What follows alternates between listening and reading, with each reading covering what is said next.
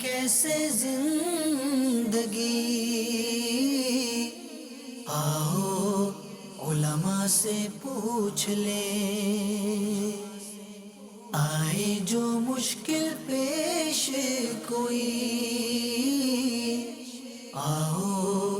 علماء سے پوچھ لیں۔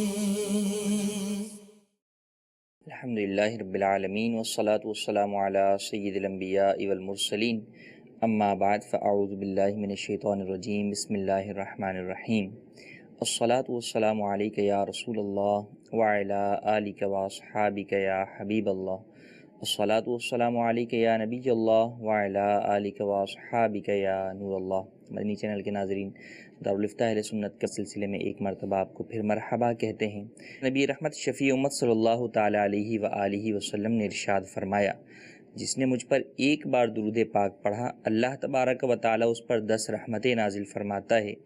10 گناہ مٹاتا ہے اور 10 درجات بلند فرماتا ہے۔ صلو علی الحبیب صلی اللہ تعالی علی محمد صلی اللہ علیہ وآلہ وسلم۔ ماہ شوال کے بعد مسلمان جہاں ایک طرف عید الاضحیٰ کی قربانی کی تیاریاں ان معنوں میں شروع کر دیتے ہیں کہ کچھ پیسے جمع کرنا شروع کر دیتے ہیں، یا بیوپاری حضرات قربانی کے لیے جانور لانا یا اس حوالے سے کام کرنا شروع کر دیتے ہیں، وہیں دوسری جانب ایک بہت بڑا طبقہ جس کو اللہ تبارک و تعالیٰ توفیق دیتا ہے، استطاعت دیتا ہے، وہ حج کی طرف روانہ ہونے کی تیاریوں میں مصروف ہوتا ہے۔ مگر یہاں یہ بات یاد رکھنا ضروری ہے کہ اسلام کا 5واں رکن حج ہے، جو کہ زندگی میں فقط ایک ہی بار فرض ہے۔ روزہ ہر سال فرض ہوتا ہے، زکوٰۃ صاحب استطاعت پر ہر سال فرض ہے، نماز روزانہ 5 مرتبہ فرض ہے،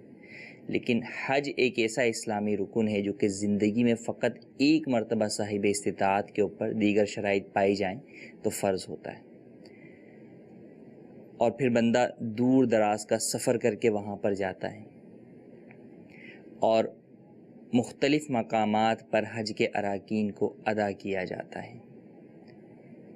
ایک اعتبار سے نیا ملک بھی ہوتا ہے، نئی جگہ بھی ہوتی ہے، نئے افراد بھی ہوتے ہیں،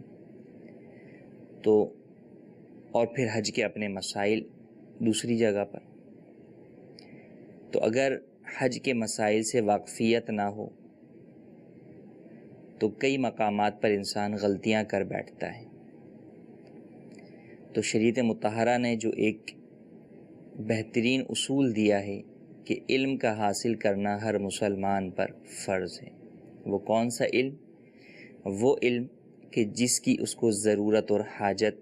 دینی اعتبار سے پڑتی چلی آ رہی۔ بلوغت کے جو قریب ہے تو اس کے اوپر نماز کے مسائل سیکھنا فرض ہے۔ صاحب استطاعت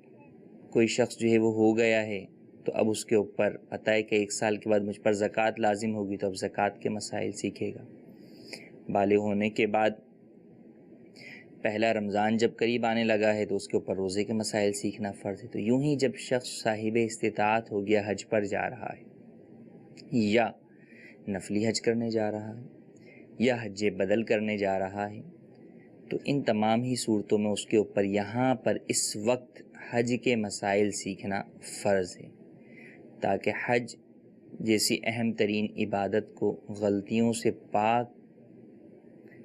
ادا کر سکے اور کما حقہ اس کی نورانیت سے بندہ مستفیض ہو سکے۔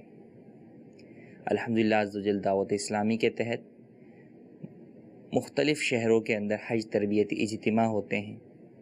لہٰذا آپ اپنے قریب ہونے والے حج تربیتی اجتماع میں بھی شرکت کیجیے، اور ساتھ ہی ساتھ مدنی چینل پر بھی اسے دیکھیے کہ ان چیزوں کے ذریعے سے آپ حج پر جانے سے پہلے حج کے ضروری مسائل سے آگاہ ہو سکیں، اور ساتھ ہی ساتھ امیر اہل سنت کی کتاب رفیق الحرمین کو اپنا اوڑھنا بچھونا بنا لیجیے کہ اس وقت اس کو ابھی سے اپنے پاس رکھ لیجئے۔ حج کے ایام میں تو رکھیں گے، ابھی سے آپ اس کو پڑھنا شروع کر دیجیے۔ حج کے مسائل وہ ہیں کہ علماء کو بھی بار بار پڑھنے ہوتے ہیں، تکرار کرنی ہوتی ہے، اور حج پر جو عالم دین چلے گئے ہیں، جا چکے ہیں، ان کو پھر بھی کافی سمجھنے میں آسانی ہوتی ہے بنسبت ان کے کہ جنہوں نے مسائل حج پڑھے ہیں لیکن حج نہیں کیا۔ تو آپ کو یہ موقع مل رہا ہے کہ آپ حج پر جا رہے ہیں، پریکٹیکلی طور پر آپ وہاں پر چیزوں کو دیکھ بھی سکیں گے۔ تو آپ ان مسائل کو پڑھتے رہیں، تکرار کرتے رہیں، بار بار انہیں دیکھتے رہیں، یاد کرتے رہیں۔ کوئی چیز اگر سمجھ میں نہ آئے تو علماء سے پوچھ لیں، کیونکہ وہاں پر بہت رش ہوتا ہے اور ہر جگہ آپ کو مستند عالم دین دستیاب ہو سکے یہ ممکن نہیں ہوتا۔ اگرچہ دارالفتہ اہل سنت کی نیشنل انٹرنیشنل سروس اور بالخصوص حج کے ایام کے اندر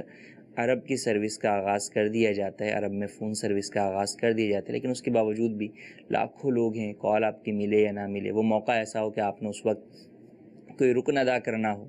تو اب ان تمام چیزوں کے اندر آپ کو اگر کچھ مسائل یاد ہوں گے، معلوم ہوں گے، سمجھے ہوئے ہوں گے آپ نے، تو پھر اس میں آپ کے لیے عمل کرنے میں آسانی ہوگی۔ تو لہٰذا جس علم دین کا سیکھنا ایک مسلمان پر فرض ہے، تو حاجیوں کے لیے یہ وہ موقع ہے کہ ان پر حج کے مسائل سیکھنا فرض۔ پھر ایک ہے نارمل حج کرنا، حج بدل کرنے والوں کے لیے اپنے علیحدہ مسائل بعض خاص ہوتے ہیں، انہیں وہ مسائل سیکھنا بھی ضروری ہے کہ ایک تو یہ کسی دوسرے کی عبادت کی ادائیگی کے طور پر جا رہے ہیں، اس میں غلطی نہ ہو اصل حج کے اعتبار سے، اور جو بدل کے اعتبار سے جو مسائل متعلق ہیں ان کے اوپر بھی خاص طور پر نظر ہو۔ اللہ تبارک و تعالی حاجیوں کے صدقے ہمیں بھی حج کی سعادت نصیب فرمائے اور جانے والے حاجیوں کا حج قبول فرمائے۔ آئیے ہم آپ کی کالز کی طرف چلتے ہیں، آپ کی کالز شامل سلسلہ کرتے ہیں۔ جی کال کیجیے۔ میں ہند کے صوبہ مہاراشٹر کے سلور سے نظام رضوی بول رہا ہوں۔ میرا مفتی صاحب کی بارگاہ میں یہ سوال ہے کہ میں حج کے لیے جا رہا ہوں، میرا قرآن اندازی میں نام بھی آ گیا ہے، میں نے گورنمنٹ کو 81,000 روپے بھی بھر دیے اور مزید کچھ پیسے بھرنا ہے، میں نے پیسے الگ سے رکھے ہوئے ہیں، تو کیا جو پیسے رکھے ہوئے ہیں ان پر زکوٰۃ ہوگی، اور جو گورنمنٹ کو دے دیے ہیں تو کیا اس پر بھی زکوٰۃ ہوگی؟ جواب عنایت فرمائیں، جزاک اللہ خیر۔ جی مزید کال۔ جی والی سے بات کر رہا ہوں۔ میرے مفتی صاحب کی بارگاہ میں یہ سوال ہے کہ جب ہم نماز کی حالت میں ہوتے ہیں تو کچھ فون کالز آ جاتے ہیں، تو فون کالز کو کس طرح آف کیا جائے پھر کہ نماز ڈسٹرب نہ ہو؟ جی پہلا سوال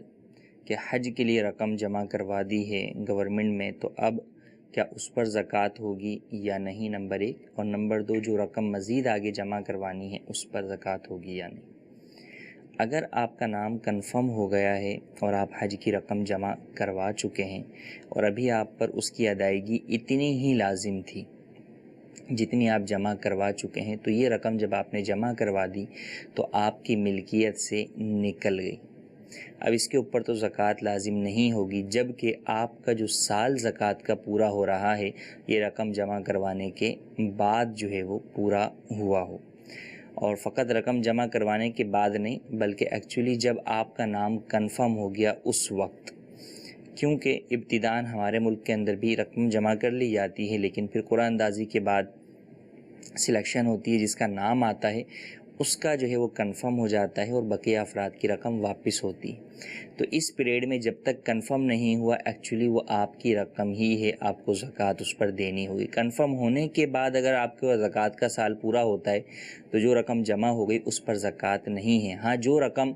آپ کو اب مزید آگے دینی ہے اور اس کی ادائیگی کا وقت بھی آگے ہی ہے، تو اس صورت کے اندر اس کے اوپر آپ کی زکوٰۃ لازم ہوگی کہ وہ اب تک آپ کی ملکیت میں موجود مال ہے۔ اور اگر یوں ہے کہ آپ کے اوپر وہ لون کے طور پر وہ رقم باقی ہے کہ اگر ادا تو پہلے ہی کروانی تھی لیکن کسی نے آپ کو فیسیلیٹیٹ کر دیا، گورنمنٹ کا تو نظام زیادہ معلوم نہیں، مثال کے طور پہ آپ پرائیویٹ کی بات کریں کہ پیکیج ہے اور کوئی بھی جو ٹور والے ہوتے ہیں، آپریٹرز ہوتے ہیں، ٹریول والے، انہوں نے جو ہے وہ آپ کو مثال کے طور پہ یہ کہا کہ جناب 4 لاکھ کا جو ہے وہ پیکیج ہے اور یہ آپ کو ہم جو ہے وہ دے رہے ہیں، تو اب یکمشتی پورے 4 لاکھ روپے جو ہے وہ لینے ہیں، اس کے بجائے وہ کہتے ٹھیک ہے ہم آپ کو فیسیلیٹیٹ کرتے ہیں پیکیج تو 4 کا ہے، آپ ابھی 2 دے دیجئے گا اور 2 آپ بعد میں دے دیجئے گا 1 مہینے بعد یا 2 مہینے بعد۔ تو اب اگر یہاں پر پیکیج جو ہے وہ ڈن ہو گیا ہے 4 پر، یہ رقم آپ کی واجب الادا ہو گئی اور اب وہ آپ کو جو ہے وہ بعد میں دینے کا دیتا ہے، تو گویا کہ آپ کے اوپر وہ 2 لاکھ روپے قرض ہے کہ آپ نے ایک پیکیج جو ہے وہ تمام سہولیات کے ساتھ ایڈوانس میں خرید لیا ہے اور اب آپ نے اس کی ادائیگی جو ہے وہ بعد میں ادا کرنی ہے۔ اگر اس طرح کی صورت ہوگی کہ اس میں لون بنے گا، ایکچولی جو بتانا میں چاہ رہا ہوں وہ یہ کہ اگر آپ کے اوپر وہ لون بنتا ہے تو پھر بہرحال وہ لون آپ کے زکوٰۃ کے مال میں سے مائنس ہوگا اور بقیہ پر آپ کو زکوٰۃ ادا کرنی ہوگی۔ دوسرا سوال ہمارا کہ نماز کے دوران اگر فون بج جائے تو کیا کیا جائے؟ سب سے پہلی بات تو یہ ہے کہ اللہ تبارک و تعالیٰ کی بارگاہ میں جب بندہ حاضر ہو رہا ہے تو اسے دنیا سے تمام تعلقات ختم کر کے ہی رب کی بارگاہ میں کما حقہ حقیقی معنوں کے اندر دل دماغ کے ساتھ حاضر ہونا چاہیے، اور یہی در حقیقت خشوع و خضوع ہے۔ اور اگر دوران نماز موبائل فون بج جاتا ہے تو اولاً تو اس کو عمل قلیل کے ذریعے سے آپ بند کرنے کی کوشش کیجیے۔ عمل قلیل کی مثال کے طور پہ آپ کی جو ہے فرنٹ پاکٹ کے اندر موبائل رکھا ہوا ہے اور اینی کی آنسر کا آپشن اگر آپ کے موبائل پہ رکھا ہوا ہے اور آپ جو ہے وہ بٹن یوں کر کے کوئی بھی دبا دیتے ہیں جس سے وہ آواز بند ہو جاتی ہے، یہ عمل قلیل ہے، اس سے نماز نہیں ٹوٹے گی۔ یوں ہی کینسل کے بٹن سے ہی جو ہے وہ ختم ہونی ہے، لیکن آپ کو جو ہے وہ معلوم ہے کہ بھئی میں ادھر بٹن جو ہے وہ ہاتھ رکھ کے بند کروں گا تو بند ہو جائے گا، یوں بھی جو ہے وہ نماز عمل قلیل ہوا، آپ کی نماز فاسد نہیں ہوگی۔ لیکن اگر عمل کثیر آپ کرتے ہیں، مثال کے اوپر ٹچ موبائل ہے، اس کے اوپر آپ کا پیٹرن لاک بھی لگا ہوا ہے اور آپ وہ نکالتے ہیں، پیٹرن لاک ہٹاتے ہیں، پھر اسے جناب جو ہے وہ آپ آف کرتے ہیں یا اس کی جو ہے وہ ٹون کو بند کرتے ہیں، تو یہ یقیناً عمل کثیر ہی بظاہر نظر آتا ہے کہ عمل کثیر وہ کہ دور سے دیکھنے والا اسے نماز میں شمار نہ کرے۔ تو اب جو موبائل کے اندر اس طرح تمام چیزوں میں لگا ہوا ہوگا تو کوئی بھی شخص دور سے دیکھنے والا اسے نمازی شمار نہیں کرے گا۔ تو اگر عمل کثیر ہے تو نماز فاسد ہو جائے گی۔ اولاً عمل قلیل کے ذریعے بند کریں۔ اگر عمل قلیل کے ذریعے بند نہیں ہوتا اور وہ ٹون ایسی ہے کہ اس کی وجہ سے خود اس کی نماز میں بھی حرج واقع ہو رہا ہے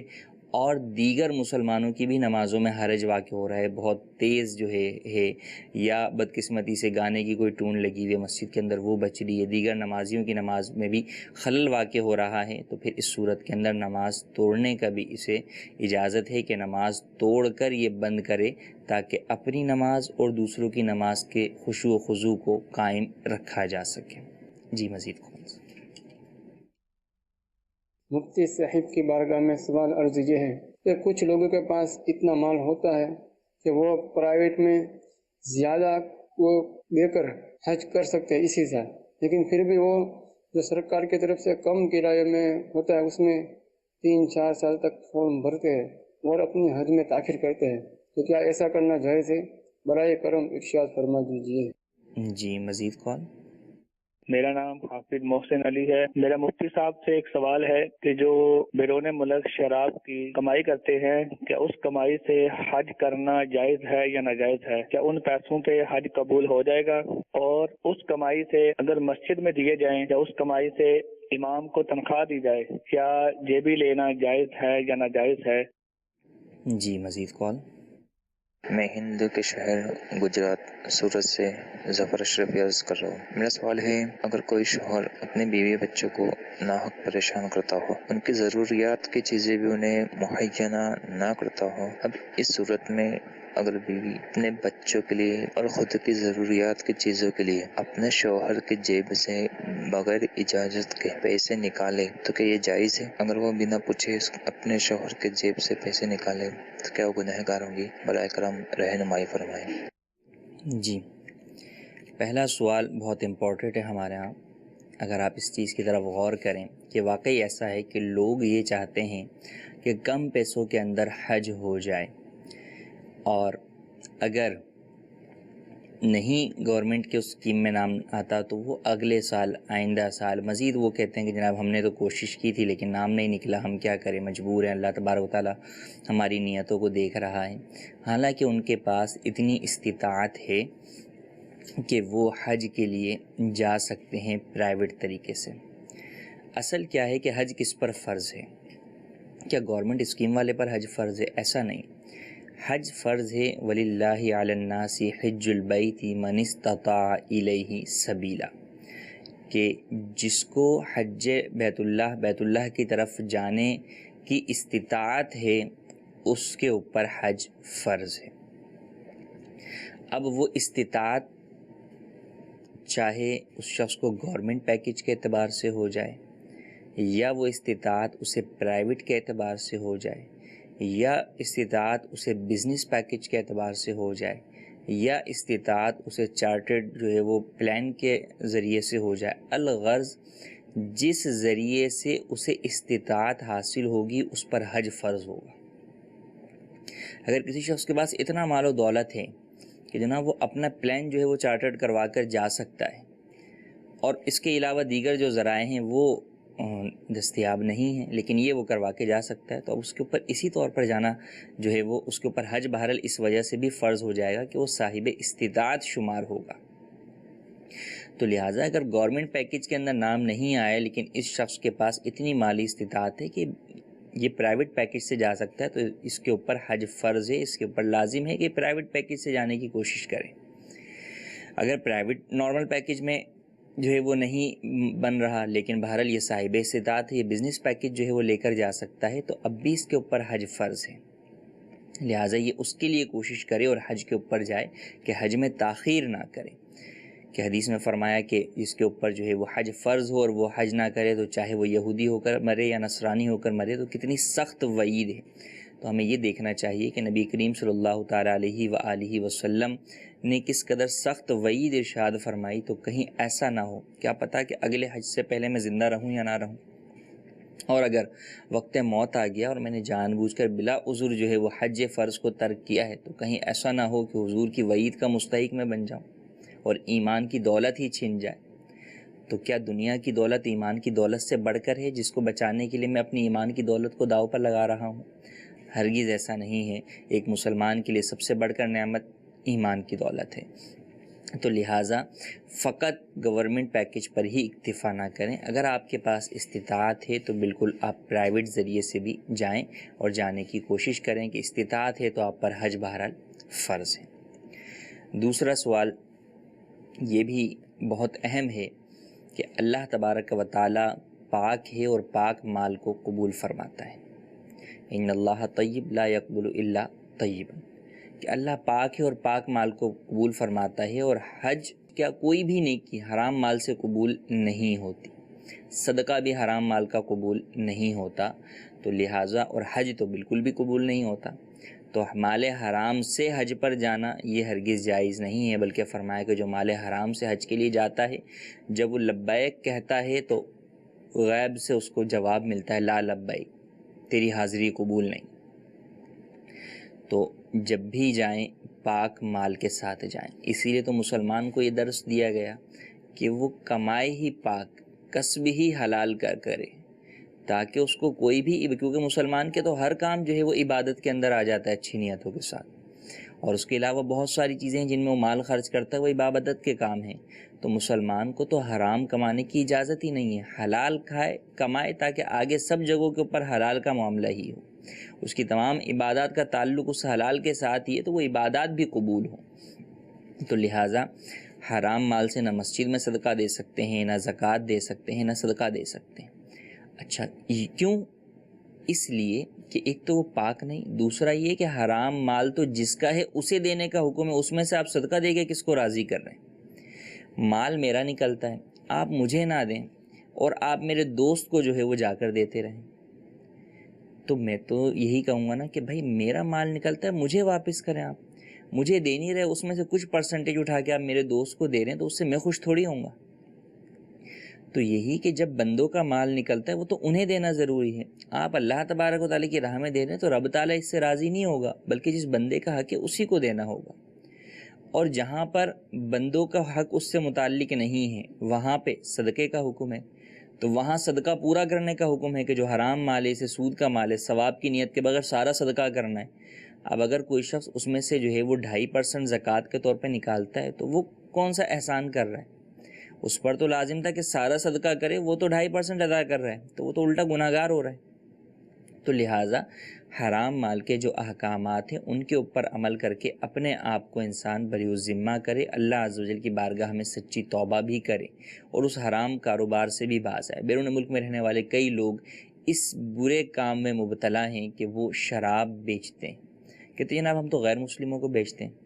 غیر مسلموں کو بھی شراب بیچنا جائز نہیں ہے کہ شراب جو ہے وہ مال نہیں ہے،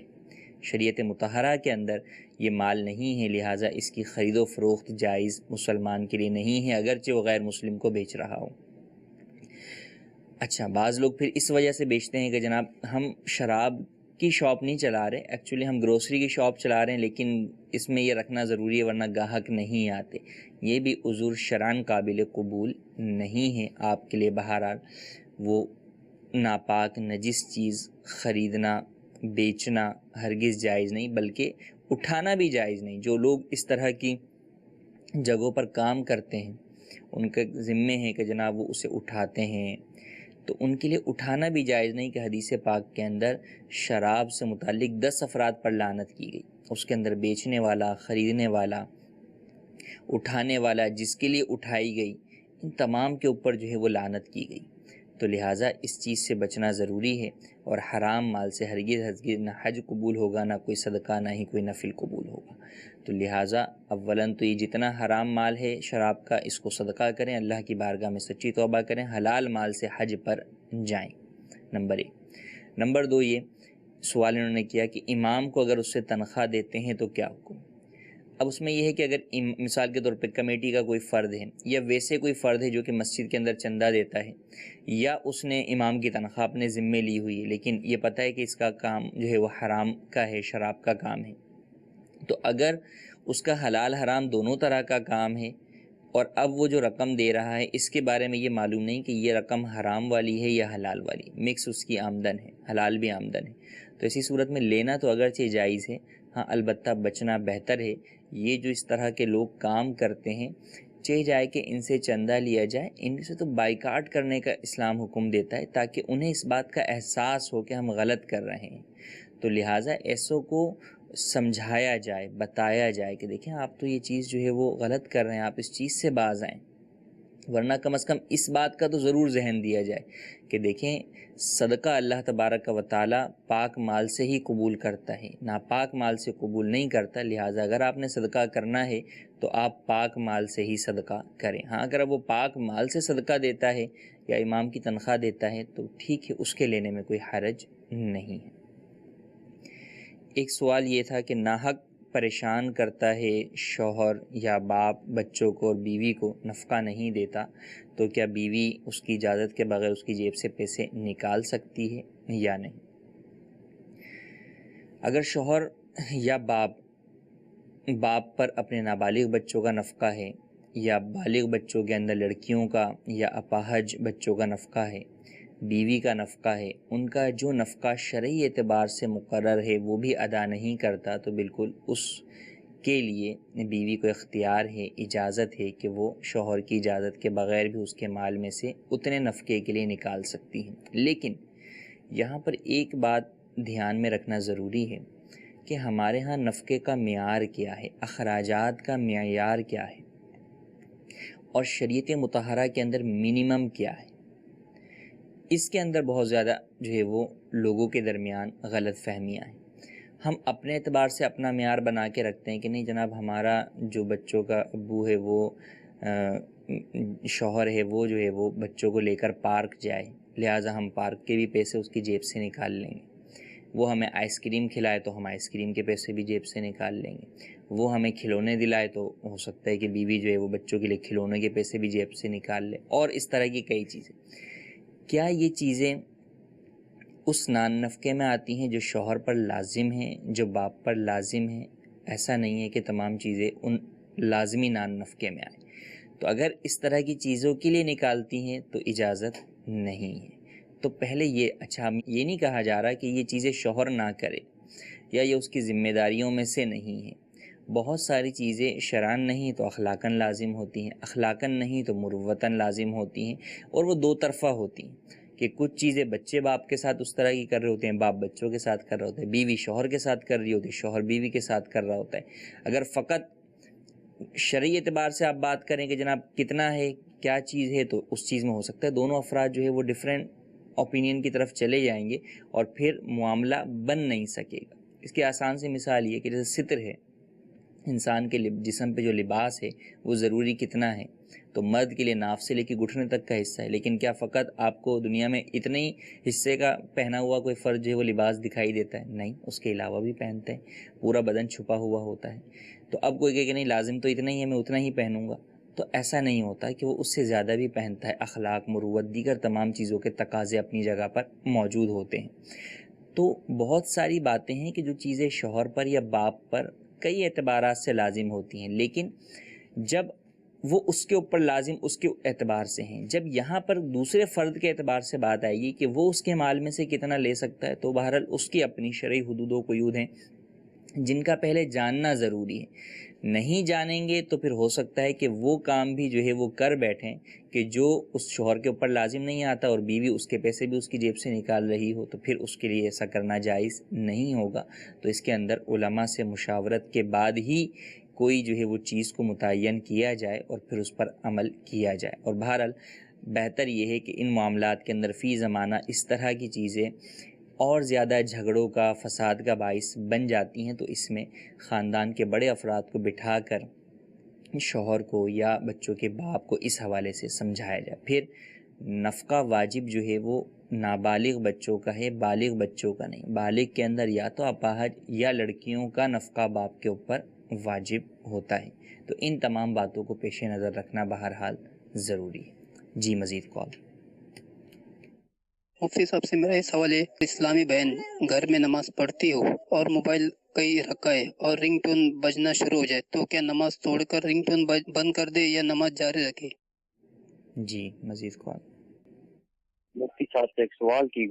فرمائش کرنی تھی۔ کیا عصر کے بعد لوگ کہتے ہیں کہ جھاڑو نہیں دے سکتے، کیا گھر میں یا دکان میں عصر کے بعد جھاڑو دے سکتے ہیں یا رات کے وقت؟ جی، پہلا سوال، گھر کے اندر جو ہے وہ فون بج رہا ہے تو کیا عورت اس کے لیے نماز توڑ سکتی ہے؟ گھر میں اگر کسی جگہ پر فون بج رہا ہے تو وہ ایسا نہیں کہ اس کی جو ہے وہ نماز کے خشوع و خضوع کے اندر جو ہے وہ مخل ہوگا۔ اگر یہ اپنی نماز کی طرف توجہ رکھ کر نماز پڑھے تو ممکن ہے کہ یہ اس کے خشوع و خضوع میں حرج والا نہ واقع ہو، یا نارمل ٹون بج رہی ہے تو اس سے اتنا زیادہ حرج واقع خشوع و خضوع میں نہیں ہوگا، تو اس کے لیے نماز توڑنے کی اجازت نہیں ہے، اپنی نماز مکمل ادا کر لیں۔ ہاں اگر واقعی